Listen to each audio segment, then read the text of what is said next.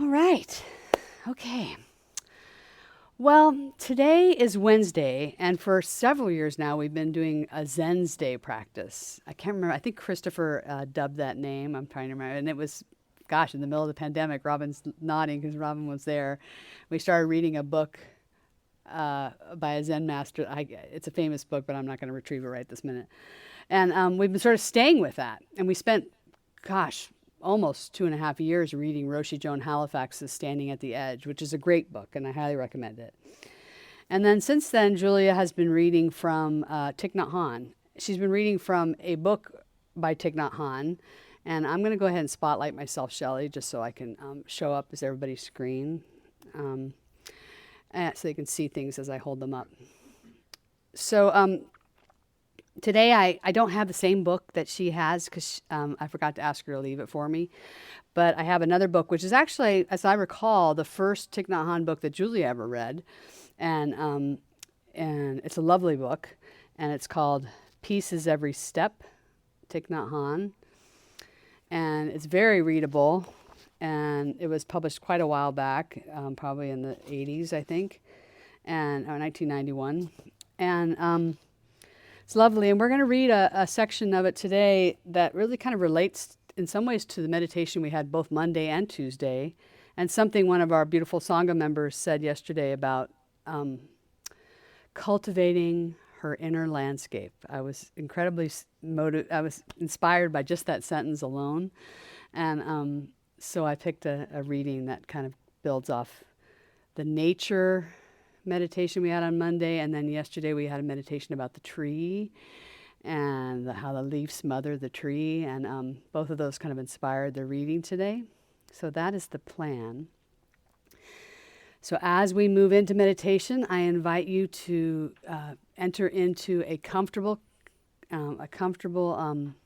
posture of any sort. You can turn off your camera.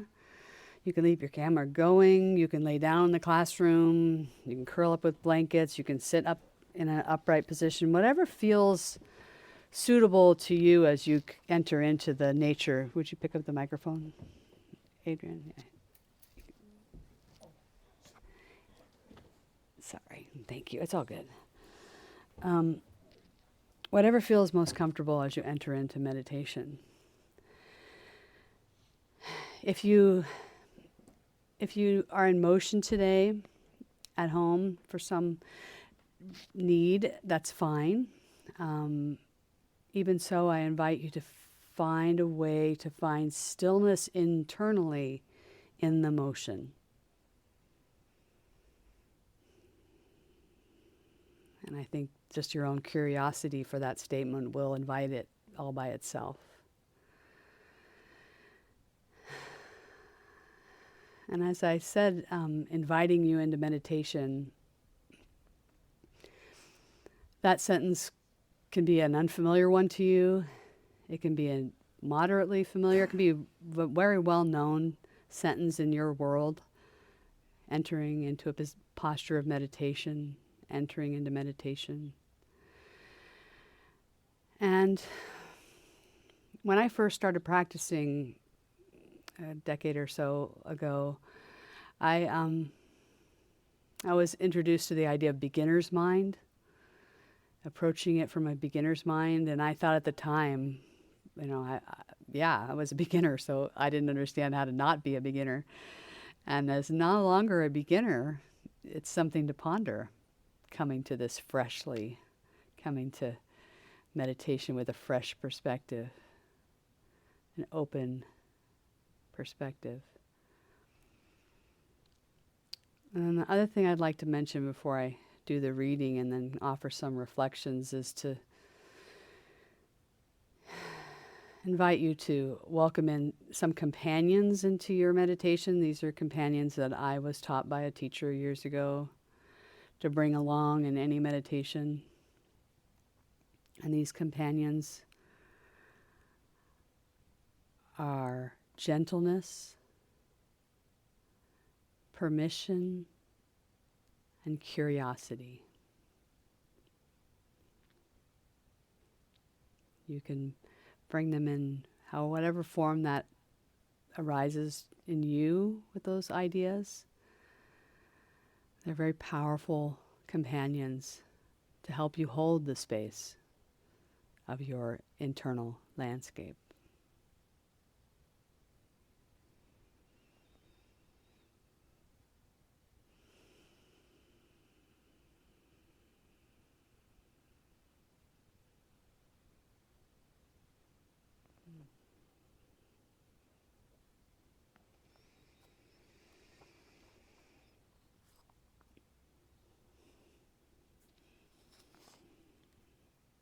As I said, I was inspired by the meditation on the trees and the meditation of reflecting nature in ourselves, and by the comment, beautiful wisdom from our Sangha member about cultivating her inner landscape.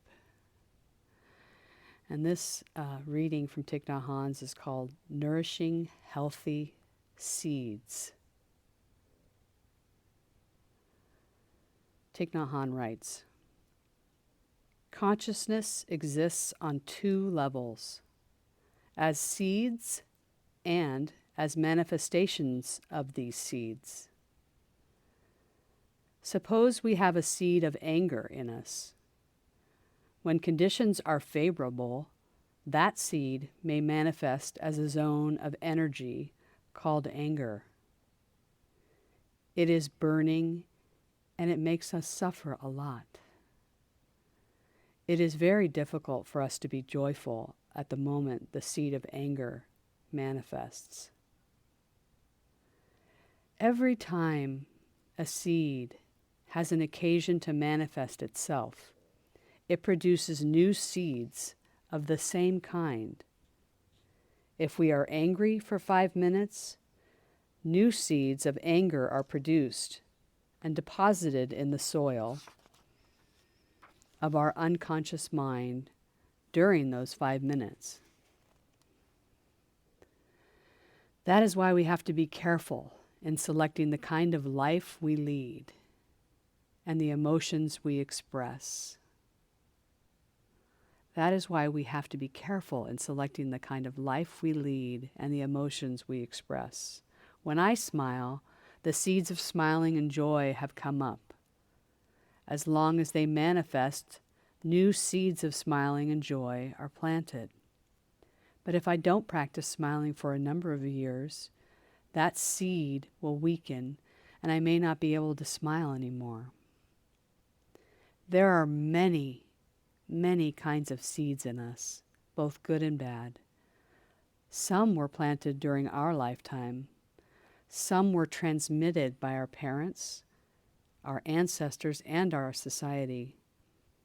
In a tiny grain of corn, there is the knowledge transmitted by previous generations of how to sprout and how to make leaves, flowers, and ears of corn. Our body and our mind have also have knowledge that has been transmitted by previous generations. Our ancestors and our parents have given us seeds of joy, peace, and happiness, as well as seeds of sorrow, anger, and so on. Every time we practice mindful living, we plant healthy seeds and strengthen the healthy seeds already in us. Healthy seeds function similar to antibodies. When a virus enters our bloodstream, our body reacts and antibodies come and surround it, take care of it, and transform it. This is true with our psychological seeds as well. If we plant wholesome, healing, refreshing seeds, they will take care of the negative seeds even without our asking them. To succeed, we need to cultivate a good reserve of refreshing seeds.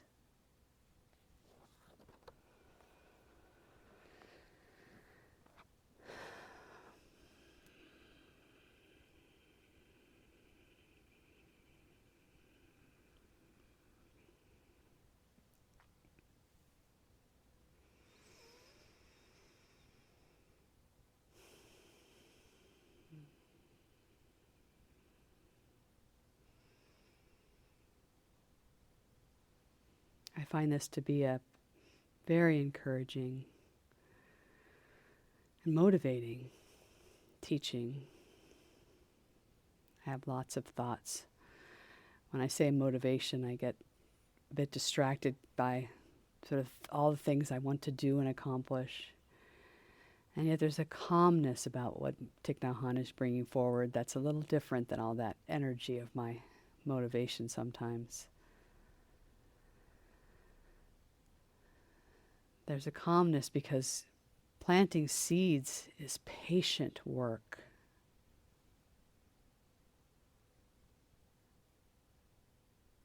You know, you don't put a seed in the ground and go, there it is. It's a full-grown tree. It takes time. It takes conditions.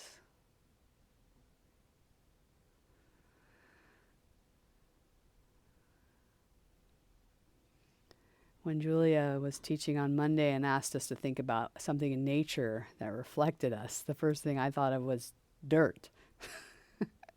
Soil is what one of my friends would say. Don't call it dirt, call it soil.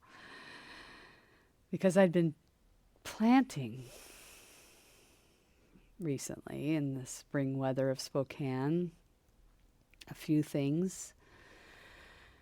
And I wanted to just share some thoughts about that experience and that practice in relationship to these teachings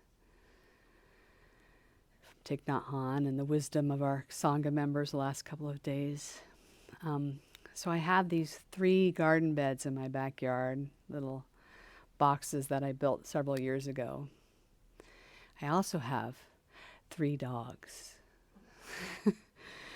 And over the last several years that I've had these garden beds, there was one time I thought, I think I'm growing tomatoes, squash, and dogs, puppies. Puppy love, because my dogs were always getting into the beds and just laying there, digging everything up. And so I have a big yard. So this year I thought, you know what? I love you guys. And I would like to add some amendments to my soil without you getting really excited about the taste of bone meal and white and anything else I put in the soil that they love to eat, fertilizer of any kind. So I put a fence up, a little cedar fence all around my garden boxes this year. I dug up the boxes a little bit, trying to be careful of the worms. I moved the strawberries out. This year, my intention was to plant flowers. I have lots of flowers in the yard, but I wanted to plant flowers that required bone meal, like freesias, which are so beautiful smelling, and some dahlias, and then a bunch of sunflowers of different colors. I often have them all over the yard as well, but just a designated spot for some more. So I could cut flowers, and particularly so I could cut flowers and share them. That's really what I wanted to do. So my dogs and I had to have a little chat about that. And I had to create conditions for that. I had to create a boundary. And then after I dug up the soil, which was enough to get them excited, and I didn't dig it up before I put the fence in because I knew that if I dug it up before, they would be happily investigating. And then I had to sort of watch them with the fence for I think a good 3 or 4 days. I just left the fence without the planting done, without the fertilizer in there, just with the nice smelling soil. And I just watched them walk the periphery, looking for hole, how could they fit their noses through? I've got 2 little dogs. They're like, can I fit? Can I not fit? Even my little dog that has a little bladder tumor and he's 14 years old, he's still going and he's still curious and he still made an effort. And if you know anything about dogs, once they've figured out how to do something, then you're in trouble because they'll keep working it. So I was on the lookout for any success because I didn't actually want them to succeed so that they would not give up the next time. I wanted them to not not experience any success. And they didn't. You know, my other sort of my dog I inherited from my mom was another little dog. She put her paws up on the fence and tried to jiggle it a little bit, so I reinforced it there. And this may seem like, what is she going on about this for? Because I found it really interesting when we were reflecting on these things this week, and then I landed on that reading of Thich Nhat Hanh about how carefully I was cultivating the conditions. And yet, certainly knowing that nothing is perfect, especially with gardening. Being a little bit wild with gardening is a much more peaceful way to garden in my experience. But to go ahead and get into that soil, which I did, and I planted my freesia bulbs with a good dosage of bone meal. So happy that Maxie wasn't going to be able to get her nose into that, because that's what she did last time I tried this. She dug up every single one of them just the next day. But this time, I was pretty confident. And I've planted the dahlias, and I planted a whole bunch of sunflower seeds, something else called anemones, and I don't even know what that was. It was some little bulb I got from Northwest Seed and Pet in town. And now I wait.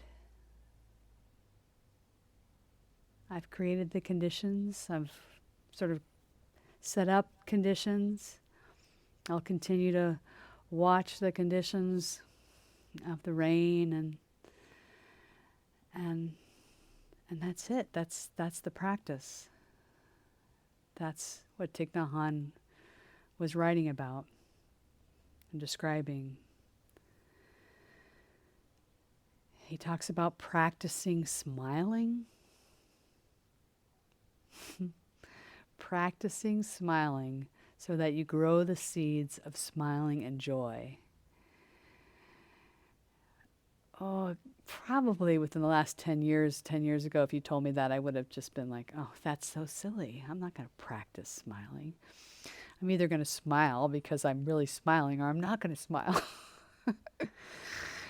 And,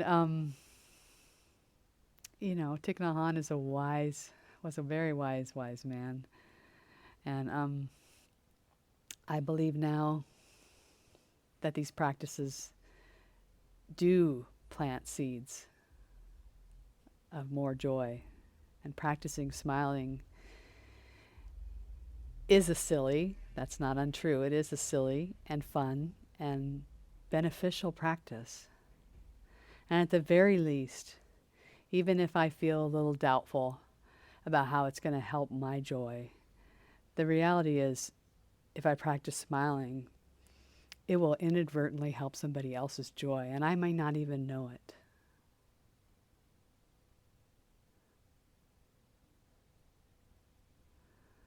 And that's certainly worth it.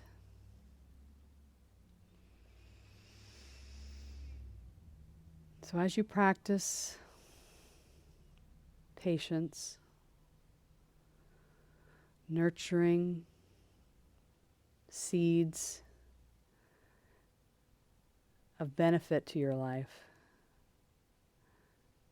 it's not a radically exciting act at times.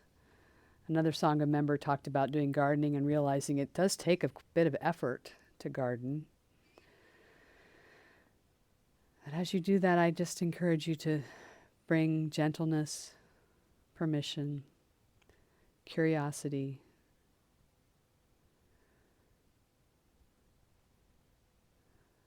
and hope. Hope not as an attachment to the outcome, but simply as an openness to the possibilities.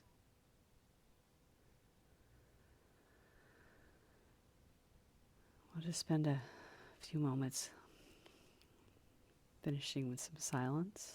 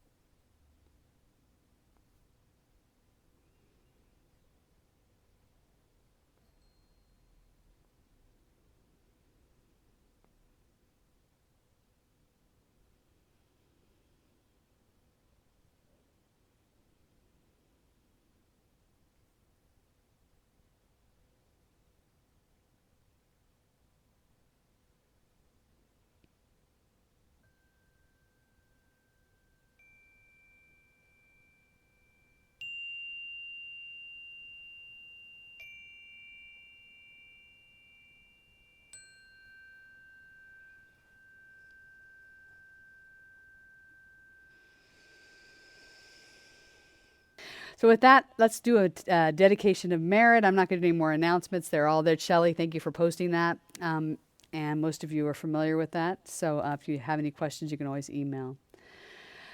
So a dedication of merit.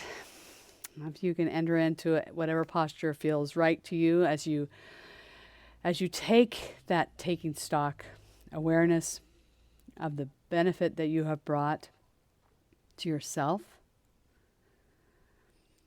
and to this Sangha, both in person and around the world.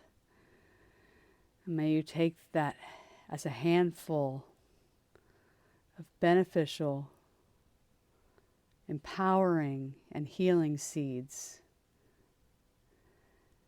And I'm going to invite you to hold them in your hand and take them out with you into the rest of your day and spread that merit out, seed by seed by seed. In whatever way, you may be needing to be quiet. You may go out and interact and smile. And being quiet is just as important because that's helping those seeds grow with patience. Thank you all for being here, and thank you for practicing with me. It's an honor. Namaste.